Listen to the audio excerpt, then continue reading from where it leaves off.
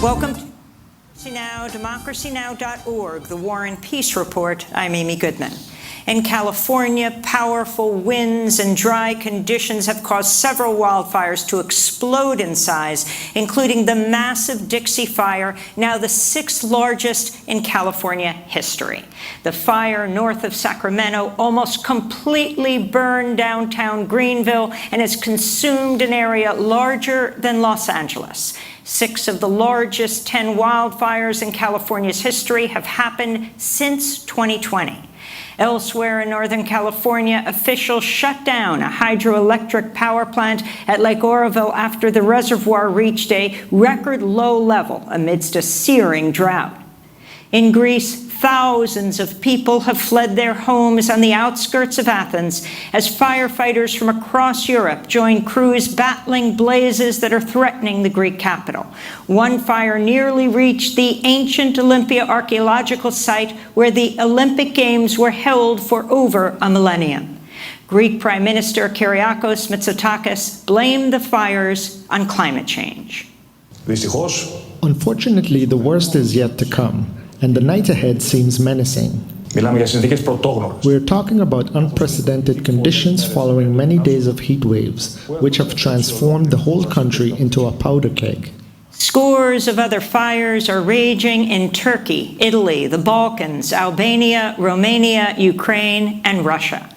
On Monday, the United Nations Intergovernmental Panel on Climate Change is set to release its first assessment in 8 years. The report from the Nobel Peace Prize-winning agency is expected to contain dire warnings over soaring temperatures, rising seas, and extreme weather around the world. Meanwhile, a new study in the journal Nature finds human activity could soon cause a crucial Atlantic Ocean current system to collapse, with devastating impacts on the global climate system.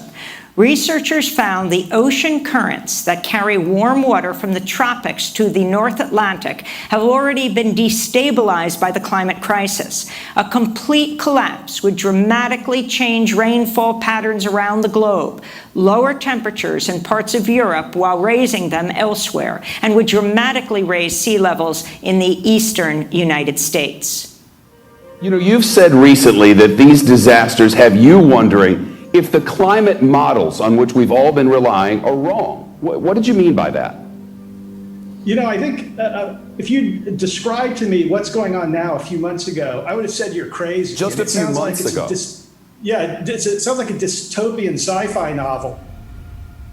The climate crisis, my friends, is the test of our times. And while some may still believe it is unfolding in slow motion, no, this test is now as acute and as existential as any previous one. Record-breaking rainfall has caused severe flooding in parts of central China. More than 200,000 people in Hunan province have been evacuated to shelters. Weather forecasters say it's the heaviest rainfall the region has experienced in 1,000 years. This is what happens when the amount of rain that usually falls over the course of an entire year pours down within days. Throughout Hunan province, streets have become surging brown rivers, swallowing traffic in their wake. Many struggle to get out of the subway system themselves and back onto higher ground. Images of passengers stuck inside underground train carriages with the water rising around them have shocked a country used to safe mass transport. The deluge took the city and these commuters by surprise. Its subway system now an underground river. Commuters standing for air. A deafening explosion at this aluminium factory after a nearby river burst its banks. The floodwater mixed with chemicals, lighting up the night sky. The system was flooded at a frightening speed. China's leader, Xi Jinping, has described the situation as extremely severe. A year's worth of rain has fallen in the region within days. More than a dozen cities in the central part of China affected, with Hunan's population close to 100 million. On ground level, dramatic video shows a group of people attempting a rescue before the ground gives way beneath them. Across this city of 12 million, the rising floodwaters turn streets into raging rivers, trapping drivers in their cars and residents. This is a rainy time of year in China, and floods are an annual occurrence. But it's the record-breaking nature of this rainfall which has people worried, and these extreme weather events seem to be happening much more frequently. When heat waves hit one of the world's coldest regions, you know something is not right. This is Siberia. 20 towns in the region are on fire. Now, this is an area of land we're talking about here which is almost as big as the whole of Wales. More than 1.5 million hectares of land are burning after an unprecedented heat wave hit Siberia. In less than 2 months, the fires have spewed out around 150 megatons of carbon dioxide. Such situations repeat themselves almost every year. We hear similar stories, and it's very hard to understand, what's the nature of these fires. And why they are repeating themselves almost every year. As we speak, thousands of acres of forests are on fire in Canada, Russia, and the United States. The heat wave is sucking moisture from roots and trees, creating a tinderbox in Siberia, usually one of the coldest regions on Earth. That wind is driving the smoke to the eastern Siberian city of Yakutsk, famous for being the coldest city on Earth. There's no consensus on what caused the fires. Some are blaming the drought, others are pointing the finger at rising temperatures. Burning hotter, faster, and more explosive than ever before. Those flames, coupled with the Canadian wildfires, are blanketing much of the United States with noxious smoke, affecting air quality and triggering health alerts thousands of miles away. With hillsides ablaze, orange, smoke-filled skies hanging eerily, as so many pockets of the American West burn. More than 80 uncontained large fires are burning in 13 western states. More than 2.5 million acres burned so far this year. That's 720,000 some acres more than this time last year. Firefighters say what's unfolding here is more than one disaster feeding off another. Historic drought is the perfect fuel for these epic conditions.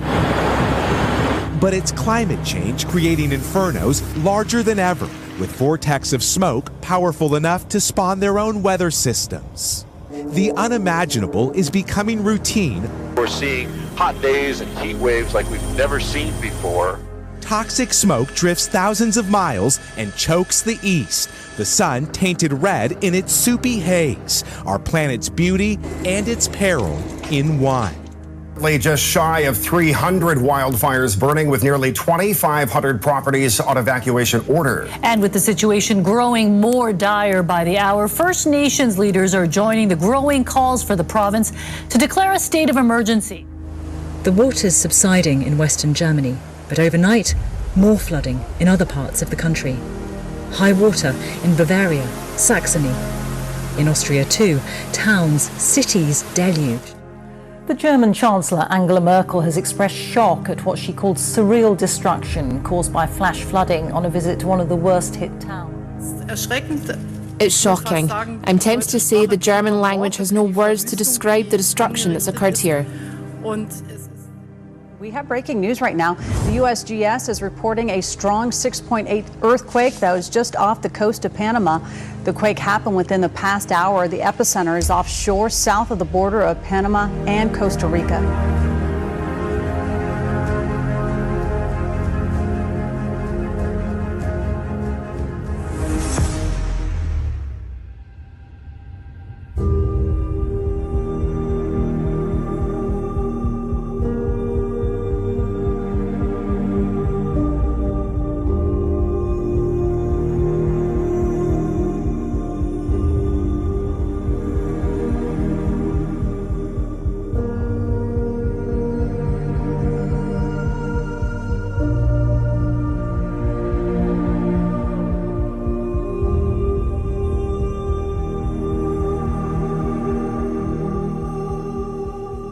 climate scientist at Texas A&M.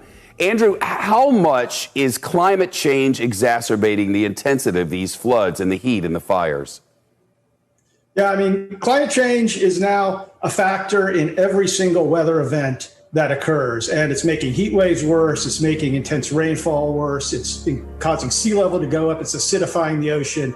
It affects everything that we experience now.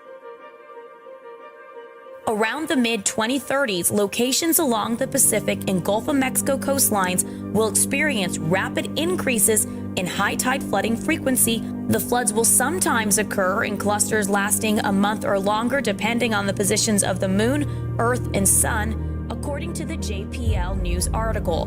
Low-lying areas near sea level are increasingly at risk and suffering due to the increased flooding, and it will only get worse.